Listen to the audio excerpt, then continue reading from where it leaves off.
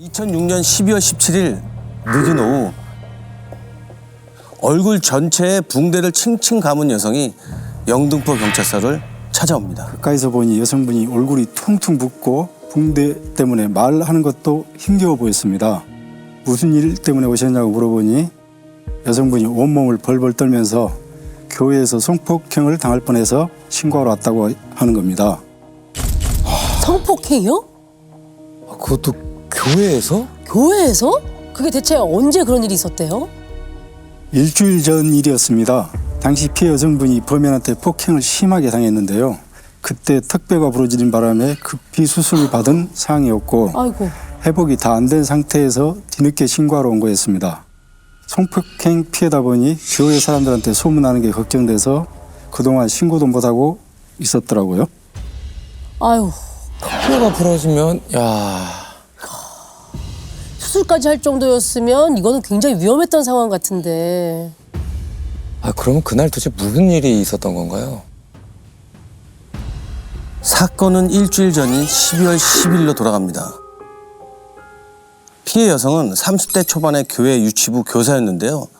그날 새벽 4시 40분경 크리스마스 행사 준비 때문에 교회 사무실에서 혼자 남아 컴퓨터로 보고서를 작성하고 있었다고 합니다. 한창 일하던 중 갑자기 사무실 불이 꺼지더니 뒤에서 사람 손이 훅 튀어나와 자기 입을 막고 머리채를 잡아 끌고선 바닥에 넘어뜨렸다고 했습니다. 깜짝 놀라 저항하자 남성이 머리채를 잡은 채로 흉기를 들이대며 움직이지 마라, 소리 지르면 죽는다 하면서 움직이지 못하게 목까지 졸랐다고 하더라고요. 이거 참... 남성이 옷을 벗기고 모순짓을 하려고 했는데 여성분이 필사적으로 몸을 비틀며 저항했다고 합니다. 그때마다 범인이 얼굴과 전신을 마구 때렸다고 했고요. 약 50분 동안 폭행과 위협이 이어졌던 걸로 추정됩니다. 50분이나요? 진짜 지독한 놈이네. 여성분이 정말 꼼짝 못하고 그냥 당한 상황인 건데 지금. 네. 어떻게 이 피해자분께서는 범인의 손에서 벗어나시게 된 거예요? 정말 필사적으로 저항하다 보니 새벽 기도 시간이 다 됐는지 창밖으로 차 소리와 사람들 말소리가 조금씩 들리기 시작했다고 하더라고요. 그 소리 들은 범인이 결국 포기하고 도망갔고요. 범인이 완전히 사라졌다고 생각됐을 때쯤 여성분이 힘겹게 밖으로 나가 사람들에게 도움을 요청했던 겁니다. 야 얼마나 긴박했을까 정말. 그러니까 죽을 힘을 다해서 벗어나시고 간신히 도움을 청하신 거네요. 정말 그 타이밍에 사람이 온 게 정말 천만다행입니다. 네, 천만다행이네요, 진짜로. 턱뼈가 부러졌다고 하면 폭행을 심하게 당한 것 같거든요. 네. 그럼 그 당시에는 피해자분의 상태가 혹시 어땠나요? 그때 도와준 분들 이야기로는 얼굴이 피투성이에다가 심하게 맞아서 눈도 거의 못 뜬 채 옷도 제대로 추스르지 못한 상황이었다고 했습니다. 여성분이 저에게 찾았을 때는 수술받고 퇴원한 직후였는데 아이고. 병원에서 6개월을 더 치료받아야 한다는 진단서가 나왔다고 했습니다. 6개월이요? 그러니까 전치 6개월이란 얘기잖아요. 24주? 와. 여성분이 그 범인에 대해서 기억하는 건 없었나요? 어둡기도 했고 얼굴을 폭행당하는 바람에 눈을 뜨지 못해서 제대로 보진 못했지만 남성이 모자를 쓰고 있었다는 걸 기억하셨습니다. 힘이 엄청 세고 일반 남성보다는 체격이 큰 것 같다고 했고요. 중저음의 낮은 목소리였다고 했습니다. 근데 다행인 게 교회 안에 CCTV가 몇 대 있더라고요. 그건 진짜 다행이네요. CCTV에 뭐가 좀 잡힌 게 있을까요? 범행 시간 전후로 교회의 모든 CCTV를 확인해 봤는데요. 범행 직후 노비에 빠져나가는 범인의 옆모습이 찍혀 있었습니다. 화질이 좋지 않아서 얼굴이 정확하게 보이지 않길래 범인이 입고 있던 옷차림새로 언제 들어왔는지 확인해 봤는데 들어오는 모습이 안 보이는 겁니다.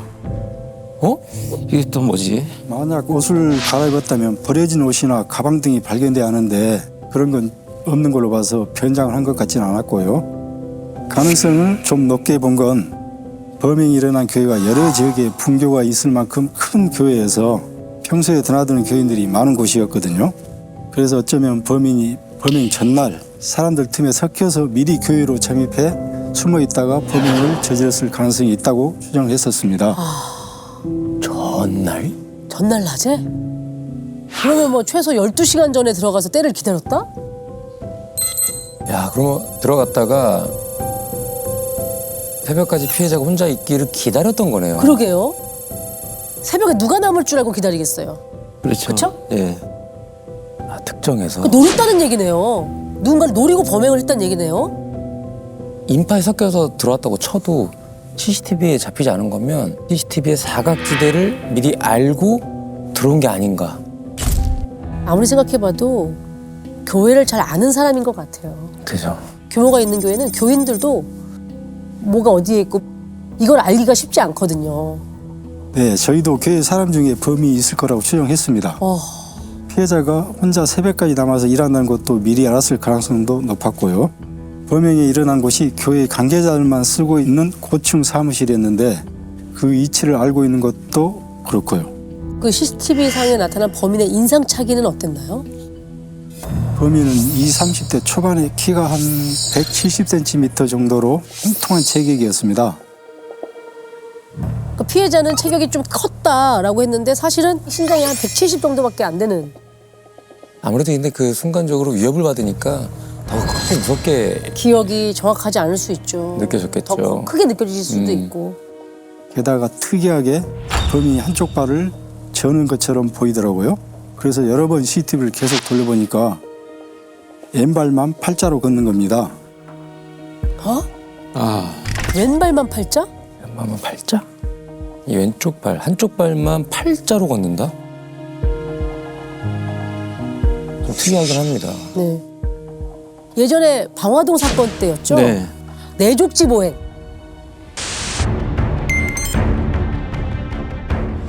하단을 비추고 있는 CCTV의 걸음걸이가 내족지 보행으로 이제 판단이 되면서 그 걸음걸이로 범인을 잡았던 케이스도 있었잖아요. 있었죠. 예. 혹시 그 왼발 팔자걸음으로 어디로 도망갔는지 혹시 동선 파악은 됐나요?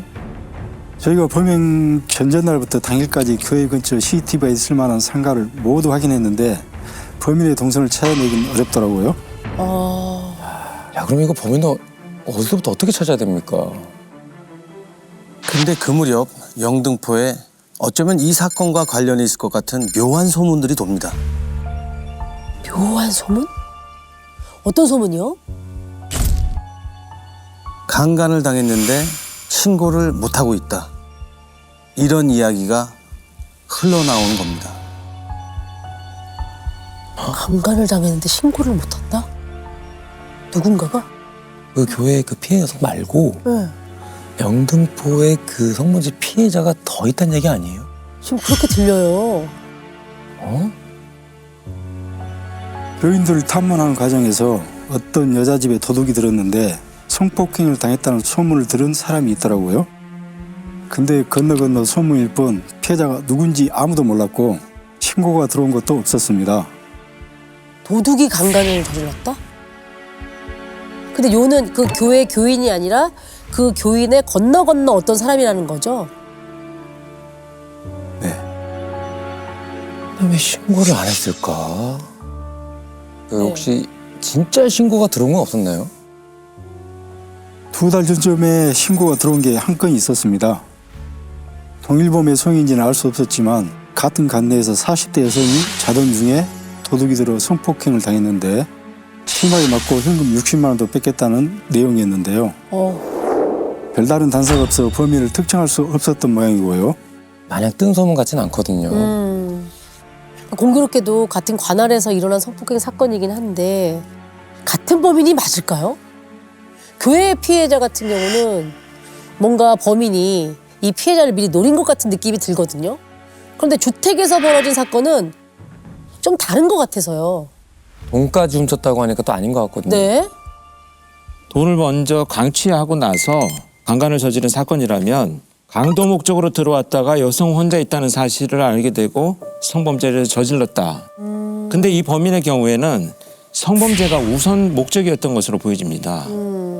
교회 피해 여성도 범인이 목적을 달성했을 경우에는 금품을 뺏어가는 강도 사건으로 이어졌을 가능성이 높죠. 목적을 이루지 못했기 때문에 그냥 도주한 것으로 이제 추정이 되는 거죠. 이런 정황들로 본다면 일단은 동일 사건의 가능성을 충분히 열어놓고 수사를 할 수밖에 없습니다. 저도 그것 때문에 동일범일 수도 있다는 생각이 들어서 일단 모든 가능성을 열어놓고 교인 탐문과 동시에 관할 지역의 20대 초반부터 30대 중반까지의 동종 수법자, 동종 전과자까지 일일이 확인했습니다. 그리고 범인이 찍힌 CCTV 사진과 체격, 인상착의, 걸음걸이, 특징을 넣은 수배 전단지를 제작해 교회 로비에 붙이고 근처 상가에도 뿌려 제보를 받기 시작하겠습니다. 정말 뭐 단서가 나와야 될 텐데 말이죠. 좀처럼 범인으로 특징질 만한 사람이 나타나지 않더라고요. 이렇게 하셨는데. 없어. 이렇게까지 했는데. 그런데 얼마 뒤 경찰서에서 걸려온 전화 한 통으로 수사는 급물살을 타게 됩니다. 범인과 닮은 사람을 본 것 같다는 제보자가 나타난 겁니다. 닮은 사람.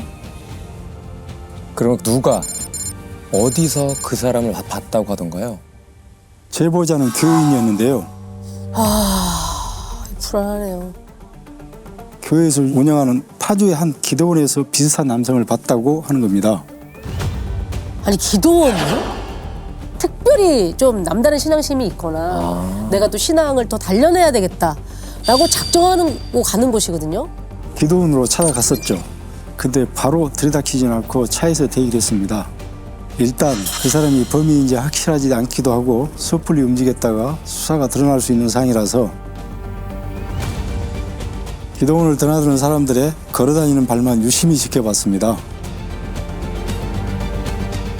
그렇지. 발을 봐야지. 범인이 왼쪽 다리만 팔자걸음이라고 했잖아요. 맞아요. 한나절 정도 기다리고 있다 보니까 정말 왼쪽 발만 팔자걸음으로 걷는 사람이 기도원 밖으로 나오는 겁니다. 심지어 성가복을 입고 있었고요. 어머, 헌가복이요? 어? 불안한데.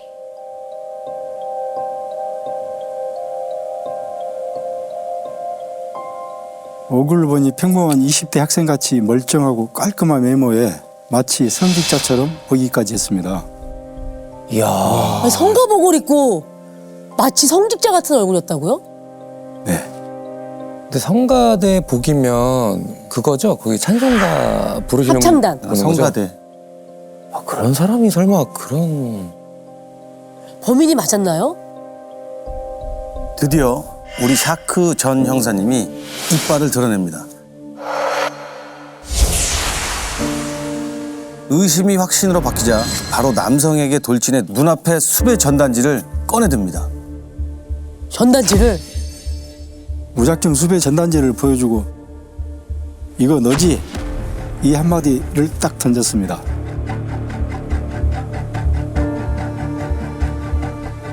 그랬더니 입질을 하더라고요. 알고 왔다 한마디 더 던졌더니 침착하게 목소리를 쫙 깔면서 잘못했습니다. 대신 조용히 데려가십시오. 라고 하더라고요. 웃네, 그래서 웃긴 바로 웃네. 손목에 수압 채고 데려왔습니다.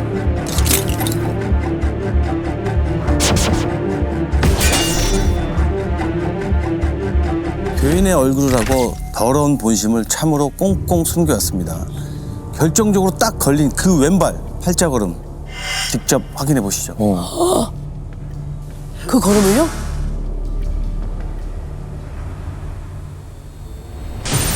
아, 저 사람이에요?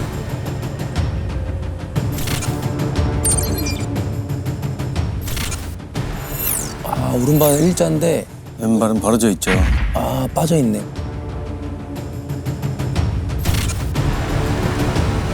모두 시인했습니다. 세상수를 따라합니다. 범인을 지금부터 김 씨라고 부르겠습니다. 김 씨는 33살로 해당 교회 신학대학교 다니는 1년차 신학생이었는데요. 교인들은 이 사람을 전도사라고 불렀다고 하고요. 나중에 정말 목회자, 그 목사가 되어서 그 길을 계속 갈 수 있었던 거네요. 그쵸. 맞는 거야. 근데 기도원까지는 왜 간 거예요? 이 범행을 저지르고 도피해 있었던 겁니까? 파주 기도원에 몰며 숙식을 해결했었습니다. 범행 장소였던 교회와 기도원을 오가며 봉사나 전도 활동을 했다고 하고요. 그러니까 피해자와 같이 교회를 다닌 거네요. 기도원 사람들 이야기를 들어보니 평소 온화한 성격에 신앙심도 깊고 신학생 활동도 성실하게 해서 평판도 아주 좋았다고 했습니다. 그 피해 여성이랑은 아는 사이였나요? 교회에서 새 신자 교육을 받으면서 피해 여성을 보게 됐다고 했습니다. 그 후로 호감을 갖고 계속 혼자 지켜봤다고 했고요.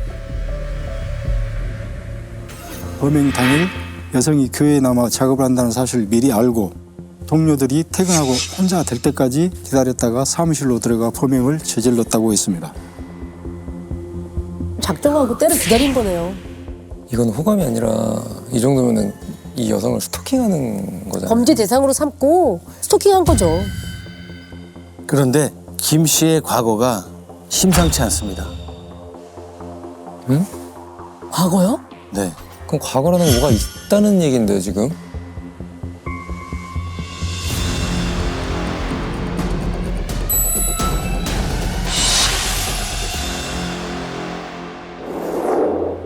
(18세) 때 3명을 연쇄 성폭행해서 15년형을 받고 14년 가까이 형을 살다가 도중 가석방으로 출소를 2005년 8월에 했는데요. 형이 만료될 때까지 기다렸는지 1년 조금 지나 다시 성범죄를 벌인 거였습니다. 야, 진짜. 연쇄 성폭행을 저지른 저는 뭐 신학생이라는 거에 잘 모르지만 네. 전과자가 어떻게 신학생이 될 수가 있었던 걸까요? 교도소에서부터 성경 공부를 마치고 출소 후 전과 사실을 감춘 채 신학교에 입학한 겁니다. 입학 당시 구체적인 신원이나 전과 조회는 하지 않으니까 아무도 그 사실을 몰랐던 거고요. 뒤늦게 전과자의 강간범이었다는 사실을 알고 교회 사람들의 충격도 상당히 컸습니다. 그랬겠어요. 네. 수감자들 중에 이렇게 이제 종교를 가지고 출소하는 경우들이 굉장히 많아요. 정통 교단이 아닌 데서 목회 활동을 이어가기도 하죠. 그래서 이제 종교단체도 이런 일들을 이제 좀 방지하기 위해서 성범죄 경력 조회를 미리 확인을 하자 이런 것이 아마 논의되고 있는 것 같습니다. 필요할 것 같아요. 근데 시스템 자체가 없으니까 다들 알 수가 없었던 없는 거죠. 거죠. 근데 과거 사건도 주택가에서 강도 강간을 저지른 거였습니다. 분명 영등포 주택가 사건과도 관련이 있어 보였더라고요. 그래서 김 씨 DNA와 일치하는 사건이 있는지 국과수에 의뢰했는데요. 결과가 좀 충격적이었습니다. 여죄가 많은 건가 또. 왜요? 또 어떻게 나왔길래? 체포 당시 김 씨가 형사님께 순순히 손목을 내준 데는 이유가 있었습니다. 아마 김 씨는 간간미수 한 건으로만 끝내고 싶었나 봅니다. 국가수로부터 받은 김 씨와 일치하는 DNA 결과입니다. 뭐길래 나 진짜 너무 불안해. 뭐길래 그러는 거야? 이게 뭐야? 영등포, 어머, 영등포, 마포, 파주 뭐야? 5개가 더 있었던 거예요?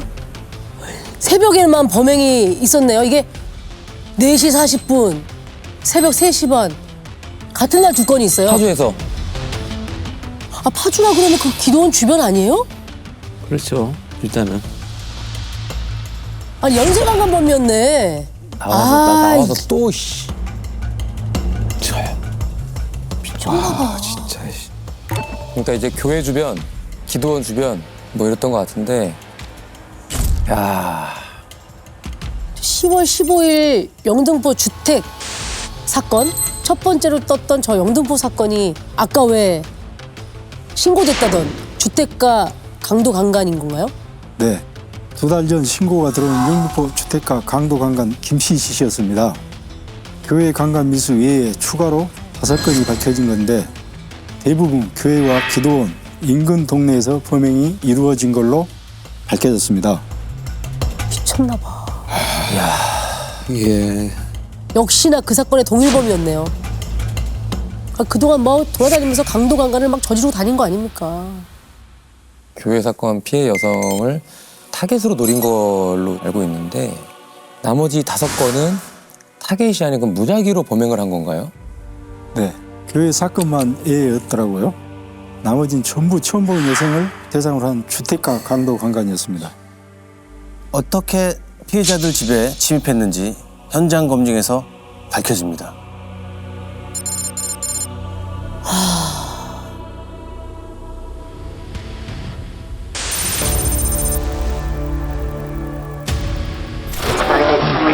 이제 어디로 들어가? 그쪽으로. 이거 뭐? 그 안으로 해주시면 열려 있었나 그때? 네, 다 열려 있었어요. 딱 보니까 여기 되게 좁은 골목에 있는 다세대 맞아요. 주택가. 문단속이 좀 허술한 것만 골라서 노린 거네요. 모두가 잡는 시간에 범행이 이루어졌는데요. 아까 보신 것처럼 현관문이나 창문, 베란다를 일일이 열어보고 열리면 일단 들어갔습니다. 잠긴 곳은 화장실 창문을 뜯고 들어갔고요. 주방에 있는 칼을 챙겨 잡는 여성 앞에 들이대며 겁을 주고 성폭행을 저질렀는데요. 여성이 저항하면 무차별 폭행을 가했습니다. 마지막에는 꼭 돈이 있느냐, 직업이 뭐냐까지 물어보고 현금을 챙겨 달아났었고요. 아이고, 무방비로 잠들어 있는 그 약한 여성들만을 기습적으로 노린 거 아닙니까, 그렇죠? 끔찍하네요. 그 돈 빼고는 교회 강간 미수 사건과 되게 동일하네요. 그러게요. 근데 중요한 거는 집에 누가 있을지도 모르는 상황에 지금 침입을 한 거잖아요. 네. 아마도 오랜 시간 동안 장소와 대상을 충분히 시간을 들여서 물색하지 않았는가 하는 생각이 들거든요. 대부분 이제 범행이 일어난 장소들이 교회나 기도원, 다세대 주택에서 범행이 있었던 점들이 보면 단순히 그냥 무작위로 침입했다 이렇게 보기에는 조금 석연치 않은 부분이 있습니다. 방문 전도를 다니면서 범행 대상을 정했다고 있습니다. 방문 전도요? 그러니까 그렇다니까요. 아, 이놈 진짜. 방문 전도는 뭐예요? 뭐 요즘은 잘 안 해요, 사실은. 요즘은 잘 안 하고. 안 하죠. 그러니까 계십니까? 저는 어디 교회에서 나왔습니다. 하면서 이제 하나님의 말씀을 전하고 싶다 이렇게 하는 경우도 있고 사실은 그게 이렇게 많았던 시절이기 때문에 네, 그렇죠. 그냥 의심하지 않고 열었을 거고 교회에서 왔다고 하면 의심 없이 자기 생활 환경을 많이 노출했을 수도 있어요. 근데 그런 사람들한테 사실 누가 범죄라고 상상이나 했겠어요? 전도하러 들어가서 대화를 나누면서 집의 거주자가 누군지 제압이 가능한지까지 파악을 했던 걸로 추정됐습니다. 전도하러 갔던 동네 주변을 계속 배회하며 범행 대상을 물색했던 거죠.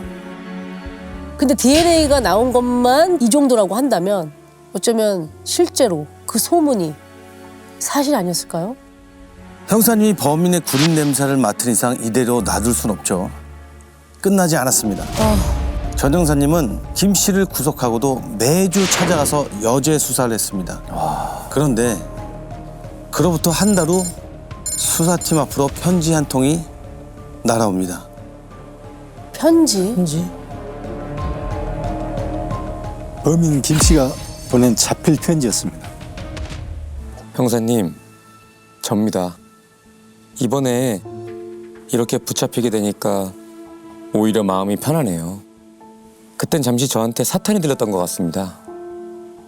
저는 가난한 집에 태어나서 아버지 없이 홀어머니 밑에서 자랐습니다. 그래서 어린 시절부터 많이 방황했어요. 저는 그동안 여자를 제대로 사귀어 본 적도 없었습니다. 이제 그만 포기하고 형사님 말씀대로 모든 걸 말하겠습니다.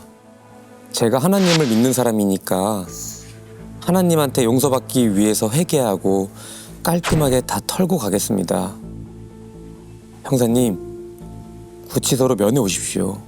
그러니까 결국은 감형받으려는 꼼수로밖에 안 보여요. 갑자기 한 달 만에 막 반성을 하고 있다. 이건 정말 이해할 수가 없죠.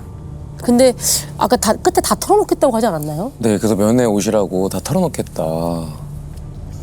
이 얘기는 여죄가 더 있다. 맞습니다. 추가로 자백한 것만 무려 38건이나 됐습니다. 38건? 38건이요? 지금 여기 6건이 밝혀졌고 38건을 얘기를 했으면 총 44건이라는 얘기네요? 이야, 하지우 기도원에 정착했을 무렵부터 범행이 있었는데요. 10월부터 12월까지 2개월 동안 가장 많은 범행을 저지르고 다녔습니다. 바로 드러난 사건들은 모두 신고가 안 들어왔던 것들입니다. 김씨 자백을 받고 나서 피해자들을 일일이 만나 확인했는데요. 피해 사실을 아예 부인하거나 주변 사람들한테 알려질까 봐 진술을 꺼리는 분들이 대부분이었습니다. 결국 추가로 진술 조서를 받아낸 것이 6건밖에 없어 모두 12건으로 최종 송치했습니다. 뒤늦게 드러난 사건 중에서는 충격적인 피해 사실이 많았는데요. 그중에는 모녀를 동시에 범하거나 한 집에서 세 여성을 겁탈하려 들어 자매를 강간하고 엄마를 강간 미수로 그친 사건도 있었습니다. 미쳤어. 생각보다 많이 끔찍하네. 아니죠. 진짜 인간은 아니네요. 네. 인간일 수가 없죠. 그러면서 하나님을 들먹이는 게 너무 역겨워요. 아 진짜 파렴치한 놈이네. 강간을 저지르고 싶은 욕구가 생기면 참을 수가 없다고 했습니다. 교도소에 오랫동안 갇혀 있으면서 욕구를 못 참게 됐다고 했고요. 그 시간을 보상받고 싶은 마음도 있었다고 했습니다. 보상을 이때 쓰는 말이 뭘 아니지. 보상을 받아. 보상의 뜻을 알아? 보상을 왜 땄어? 좋은 일, 착한 일을 했을 때 받는 게 보상이에요. 기가 막힌다. 뭐 성욕 때문에 그랬다도 말이 안 되지만 피해자들한테 돈을 왜 뺏어가요? 그러니까 앞뒤가 안 맞죠. 예. 훔친 돈이 모두 350만 원 정도 됐는데요. 범행 저지르러 갈 때 교통비로 쓰고 나머지는 헌금을 했다고 주장했습니다. 헌금을 해요? 이게 그냥 또 거짓말이네. 하구나 진짜. 거짓말을 하는 거지. 그게 뭘 헌금을 했겠어요. 재판 결과는 어떻게 나왔어요?